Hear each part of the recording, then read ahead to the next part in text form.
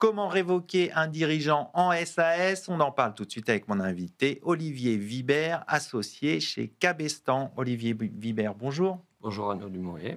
Alors, on va rentrer tout de suite dans le vif du sujet. Quelles sont les règles de base pour révoquer un dirigeant en SAS? Alors, dans les SAS, comme souvent avec les SAS, il faut regarder dans les statuts. Parce que l'avantage de la SAS, c'est qu'on a justement une certaine liberté contractuelle. La réglementation n'est pas très détaillée, contrairement à la SARL. Et donc, on peut définir ses propres règles.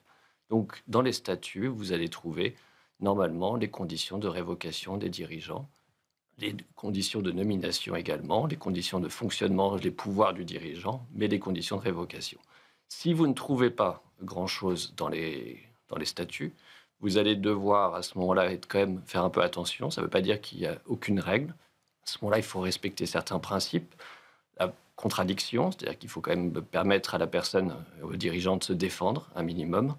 Et il faut pas que la révocation soit abusive, qu'elle ne soit pas injurieuse et qu'elle ne soit pas brutale. Voilà les quelques règles de la révocation du dirigeant dans les SAS. Alors, on vient de voir les grands principes. On va s'intéresser à la jurisprudence parce qu'il y a des arrêts importants qui sont intervenus le 9 juillet dernier. Quels sont les enseignements de ces arrêts? Alors, le terme enseignement est assez bon puisque la Cour de cassation et la Chambre commerciale essayent d'être assez pédagogiques et didactiques dans sa jurisprudence. Et elle a rendu deux arrêts le même jour. Un premier arrêt où elle va donner, enfin, dans chaque arrêt, elle va donner une leçon. Premier arrêt, la Cour de cassation nous dit, vous avez les statuts, et les statuts ont une primauté sur tout le reste.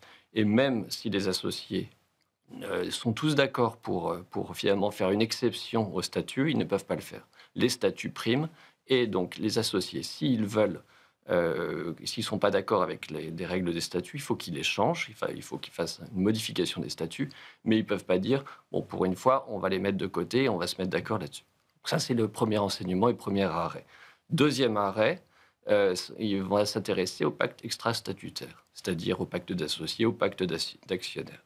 Et là, à ce moment-là, on va avoir la Cour de cassation qui va nous dire, en tant qu'associé, vous ne pouvez pas déroger au statut et vous ne pouvez pas prendre des engagements différents des statuts. Par contre, vous pouvez compléter les statuts et vous pouvez prendre des décisions qui complètent les statuts, mais ces engagements doivent être personnels. Donc les associés peuvent s'engager personnellement au titre, en complément des statuts et donc de manière finalement complémentaire, mais pas dérogatoire. Alors justement, on va venir sur les engagements que peuvent prendre les associés pour bien comprendre jusqu'où peuvent-ils aller par rapport au statut.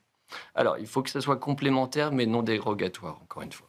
C'est-à-dire que complémentaire, l'associé peut personnellement, et c'était le cas dans la décision qu'on évoquait, l'associé peut directement prendre un engagement et se dire, bon, dans les statuts, il n'y a pas forcément d'indemnisation, mais moi, personnellement, je m'engage, si on te révoque avant l'heure, je m'engagerai personnellement à verser une indemnité complémentaire ou ce genre de choses. S'il y a un engagement personnel, à ce moment-là, il est complémentaire, il n'est pas pris au nom de la société, et donc à ce moment-là, c'est valable. Il ne faut pas, par contre, que les engagements soient dérogatoires au statut, ils se fassent une exception au statut, puisqu'à ce moment-là, ça serait en contradiction avec les statuts, et les statuts priment, comme la première décision nous le dit.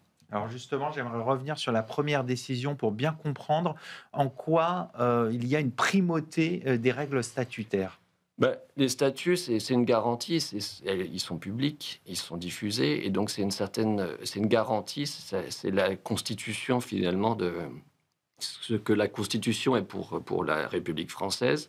Les statuts le sont pour la SAS. C'est le cadre juridique de la SAS. Et donc, il faut que ça prime sur le reste. Et comme ça, il y a une certaine transparence et une certaine obligation de respecter des règles qui sont connues de tous et même des tiers. Donc ça, c'est la première chose.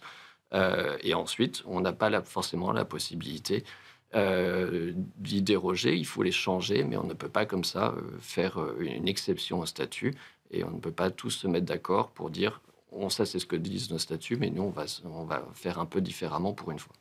Alors pour aller un peu plus loin, est-ce qu'il y a des bonnes pratiques à avoir en tête pour éviter des contentieux justement quand il y a une révocation d'un dirigeant qui pourrait justement aller vouloir aller au contentieux?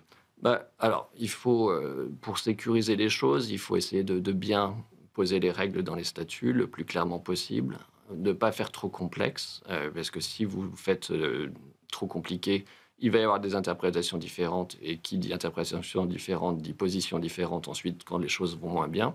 Et donc à ce moment-là, forcément, il y aura un risque de contentieux plus important. Ce qui est important, c'est également de se mettre d'accord sur les règles de la société et sur les règles entre associés. Si on définit bien le projet à la fois de la société et à la fois le projet des associés, parce que le pacte d'actionnaires, l'avantage, c'est qu'on peut définir les conditions de sortie des actionnaires ou des associés, on peut définir les conditions éventuellement d'indemnisation, s'il y a des engagements personnels, on peut définir pas mal de choses.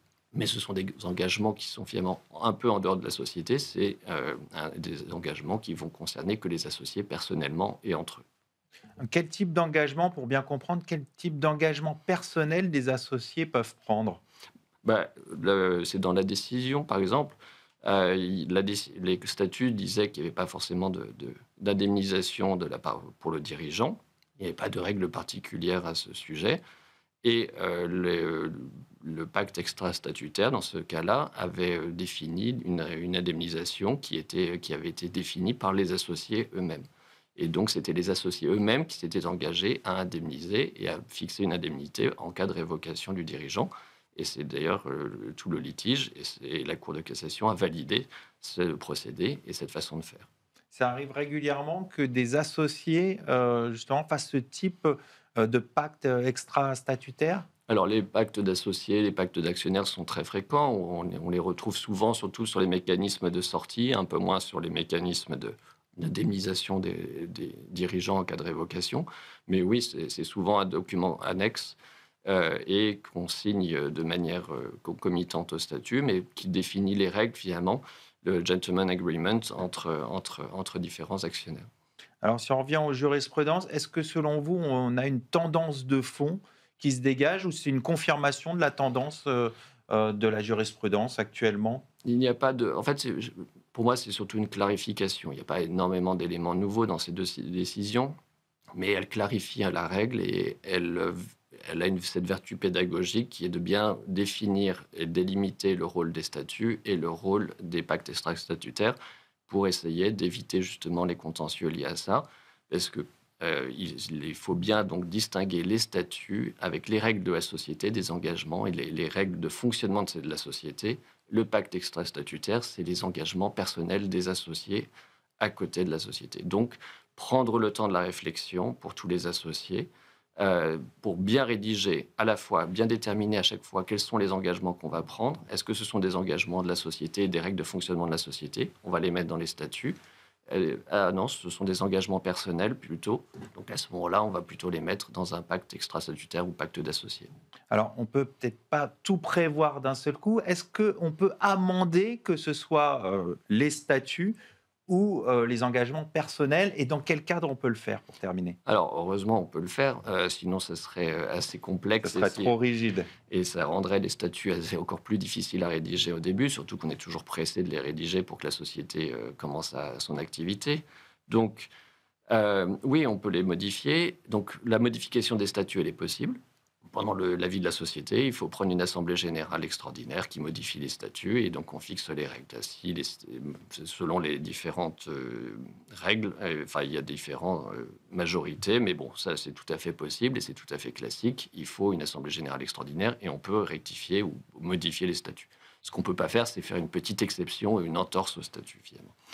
Et pour les pactes extra-statutaires ou les pactes d'associés, on peut parfaitement aussi les réviser, les revoir. C'est même assez sain de se revoir entre associés de manière récurrente et de redéfinir le projet de manière régulière pour essayer de définir, selon l'évolution du projet et autres, ce qu'il y a à revoir ou non, et ce qui est encore valable et ce qui doit être revu. On va terminer là-dessus. Merci Olivier Vibert. Je rappelle que vous êtes associé chez Cabestan. Merci beaucoup. C'est la fin de cette émission. Merci de votre fidélité. Restez curieux et informés. À très bientôt sur Be Smart for Change.